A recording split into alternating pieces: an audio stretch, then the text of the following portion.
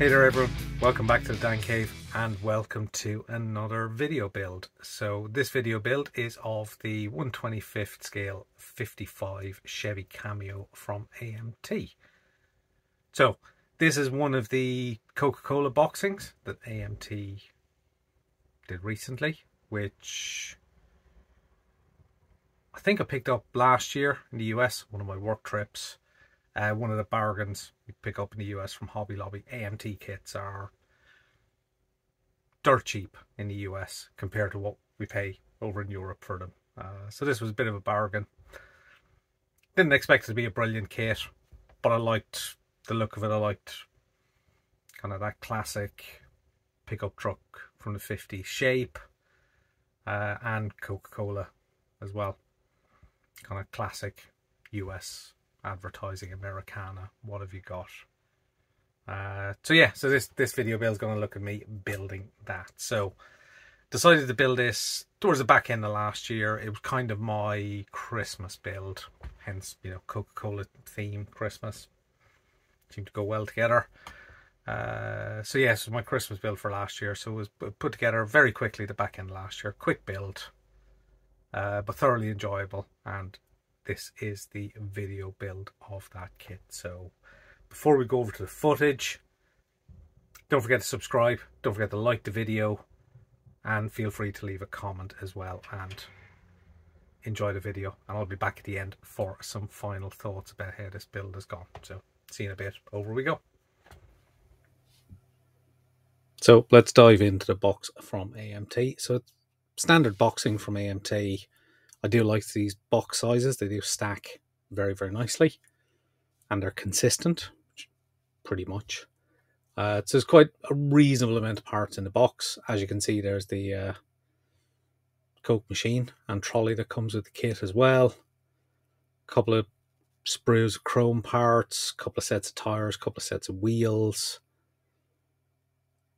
all the body parts, engine.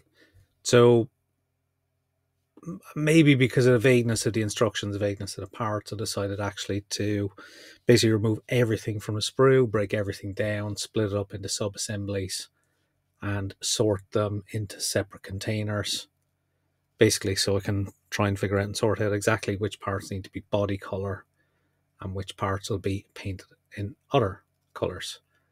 So on parts like the bonnet, there's massive sprue attachment points, so you really need to use something like a razor saw to get them removed. So this is where I start doing a little bit of dry fitting just to see how I think it's going to go together. And it's at this stage I realise actually that frame is pretty badly warped. I also figure out at this stage that the rear bed is also quite badly warped.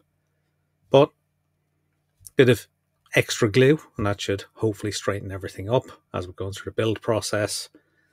And because the way these go together, the alignment is not too much of an issue, because it's kind of separate cab and separate bed that sit on the frame anyway. So start off beginning to assemble. You can see how badly warped some of these parts already are.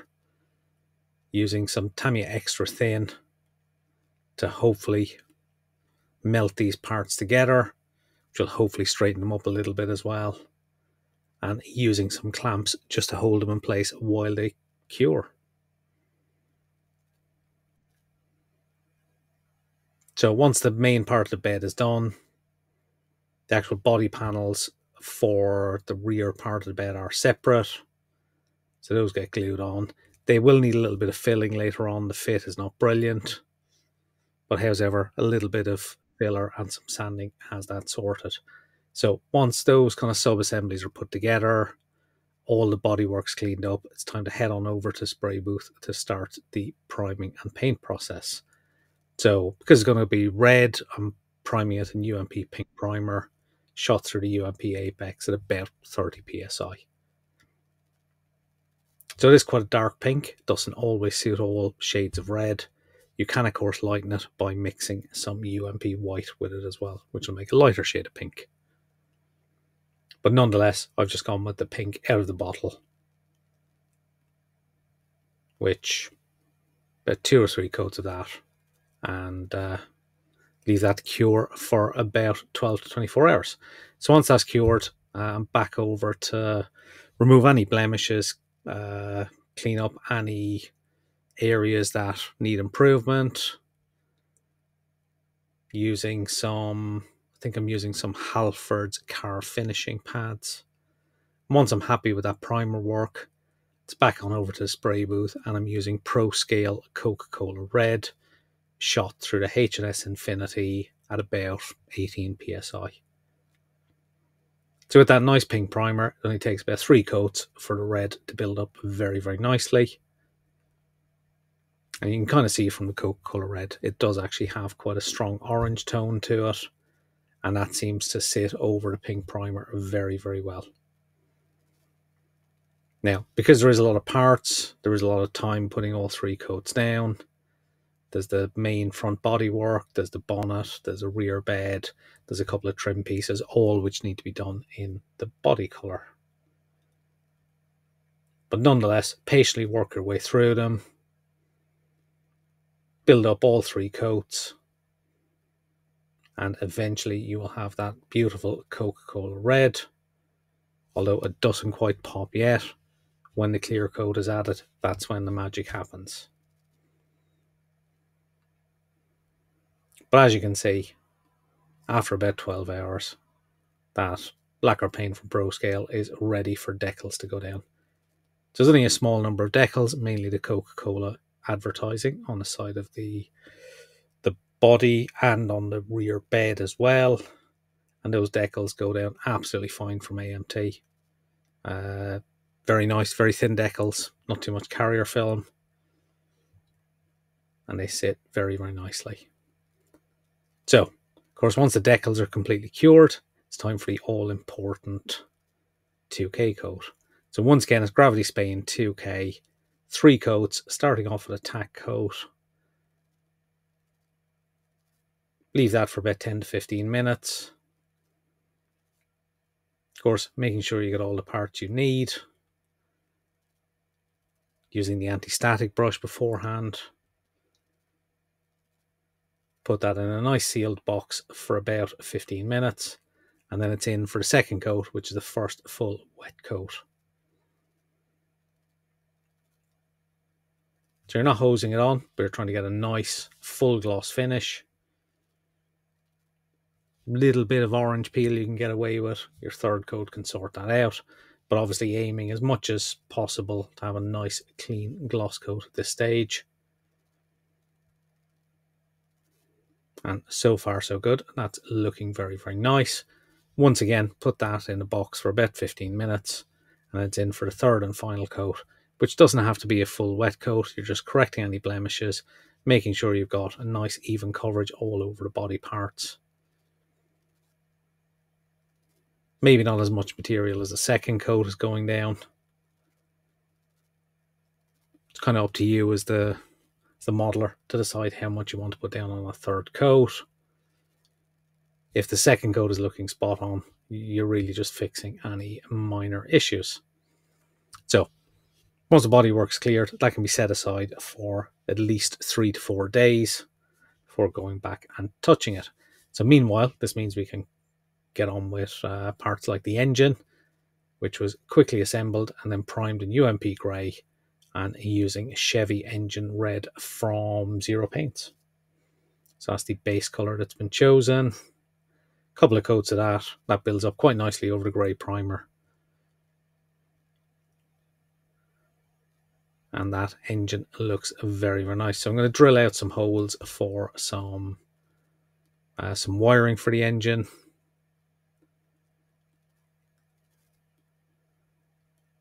Precise positions, not too worried about, as long as they're close enough to a few reference picks. And there we've got the distributor in, adding all the ancillary components for the engine, belts for the front, air intake, carburetors, and eventually adding some wiring. So I've gone with yellow wiring, just because I like the contrast against the red. It's a V6 engine, so V6 or V8? It's V8, I think. Yes, it's V8. Of course it's a V8. So just adding those wires in place. Not going to worry about firing order on the distributor. We're just aiming to get all those parts glued in together and just adding a little bit of further detail and visual interest for the engine bay. So bits like that can be set aside, set to one side. Meanwhile, we can crack on with things like priming the chassis. And in fact, I think the primer I've left as the base coat. So I'm using UMP Gloss Black Primer, which I think will make a nice colour for the chassis. A couple of coats of that, build it up nice and evenly. And again, set it aside. Now, all of the chrome parts were dipped in bleach, which wasn't very successful. So we're managing to reprime them anyway, because I'm going to redo the chrome with some Alclad chrome a little bit later. The interior parts, they're getting primed in UMP grey, because the interior is planned to be quite a light colour. So here I am just priming the back of the seat. This is the interior tub, getting primed in UMP grey. And then, of course, it'll be on to the interior colour. And the interior colour I've chosen is Zero Paint Cream. So over the slightly dark grey primer, there is quite a few coats of this needed to go down to build up that colour. Plus with Zero Paints, you want to build it up in light coats anyway. So I think in total about 4 or 5 coats were used. Once on, that can be set aside. Then some of the parts were primed in gloss black earlier. It's time to use some Alclad chrome to bring back a chrome finish to those parts. Not quite as high shine as the kit chrome, but probably looks a bit better on the kit. And once these have been coated in Alclad chrome, left to cure, they'll then be clear coated in Alclad Aquagloss. So when the interior paint is completely dry, coming back in with some clear enamel, and I'm going to add some flocking to add some carpet to the interior tub. So I'm using ProScale's Bordeaux Red flocking. Yes, Bordeaux Red, I believe. Actually, quite a dark red, but reasonably matches the red of the Coca-Cola colours anyway. It just brings a little bit of life to the interior instead of just a plain cream coloured interior. So just using a sieve just to build up a layer of flocking. The enamel clear coat will act as basically an adhesive for that. So set that to one side, shake off any excess, pop that to one side and let that cure. So once it has cured, the remainder of the interior parts can be added. So the seat can be added, the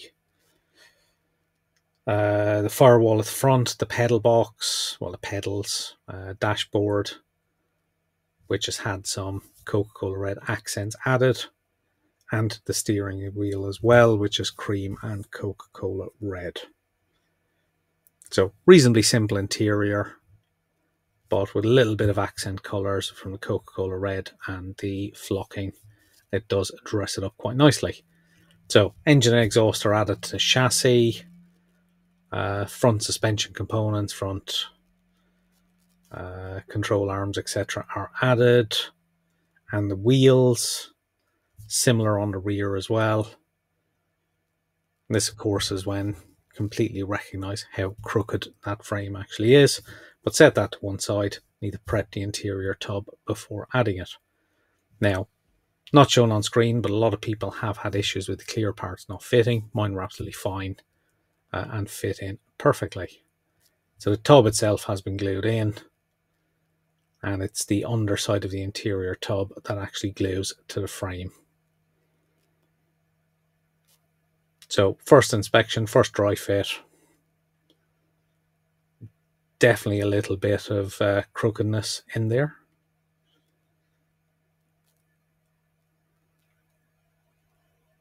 But I am kind of hoping with the addition of copious amounts of super glue, which will be on the underside, so not really visible, it should hold it in place. So as you can see here, I've sped up the footage because I spent an absolute age just manipulating this around, trying to get the best fit, trying to get it reasonably aligned and in a way that hopefully twists some of the issues back together and makes it look reasonably square when it's sat on its wheels. So plenty of super glue, using some CA kicker as well, just to instantly set that CA glue. That should hopefully hold it in place. It does look a little bit crooked. It's not too bad on its wheels, but once the bed is on, it'll be less obvious how misaligned that chassis actually is. Now, there are numerous ways this could have been dealt with. I could have easily tried to heat the parts up, tried to flatten them out, tried to square them up that way. But I just kind of went with brute force and ignorance, as this was a quick build. Brute force, glue it in place, and it'll hopefully hold together. So all those parts added, used some coffee stirrers for the rear, for the wood in the interior of the rear bed. And basically it's a case of now adding all the exterior chrome trim parts, logos, grills, wing mirrors, all those kind of little parts, rear lights as well, rear light clusters are chrome surround, front bumper and rear bumper trim as well are also in chrome. So generally use PVA glue, but because this was a bit of a quick build, I've gambled with a bit of CA glue for the wing mirrors. Just be very careful you don't get any CA glue where you don't want it. Headlight glass goes in with a little bit of PVA. They slot in absolutely perfectly.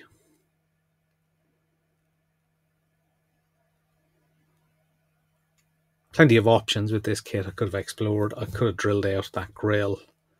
Decided to just go with chrome it and add some black wash. But once everything is together, it's kind of a final bit of a wax and polish just to improve the look, get rid of any fingerprints, etc. And just make that kit look a hell of a lot shinier.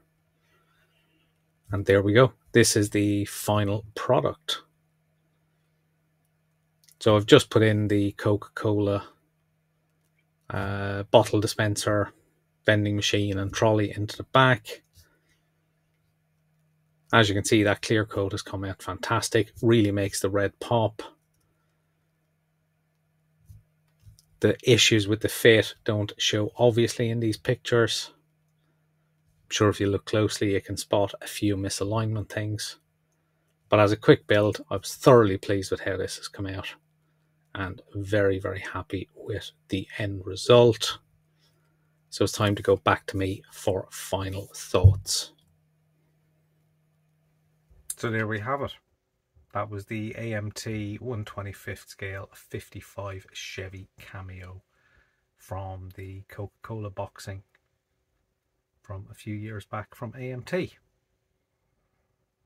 So I'm really pleased with how it came out. As AMT kits go, this one was definitely reminiscent of how poor some of AMT's kits can be at times. The general fit is not brilliant. Some badly warped parts, but you know, for I suppose for the end result you get out of it, you know, for a relatively cheap kit, you know, bit of extra glue on it just to help straighten those parts up, and it was absolutely fine. Aside from that, a little bit of vague fitment on, we'll say, some of the engine parts, some of the bumpers, some of the locating points are a little bit vague, but you can figure them out. So none of those things are complete and utter disasters for the kit. Worked my way through them, and to be honest, I'm quite pleased with how that came out. I think it looks very good in the Coca-Cola red from Pro Scale. The matching drinks dispenser as well. I quite like as well, and the little trolley as well, kind of set the scene for it and kind of finish it off completely and very, very nicely. So very quick build, but thoroughly enjoyable. And I hope you've enjoyed the video build. So before I depart, quick reminder, please subscribe, please like the video, feel free to leave a comment down below, and thank you all for watching and sticking with the channel. So I'll see you all very, very soon in another video. So bye bye for now. Bye bye.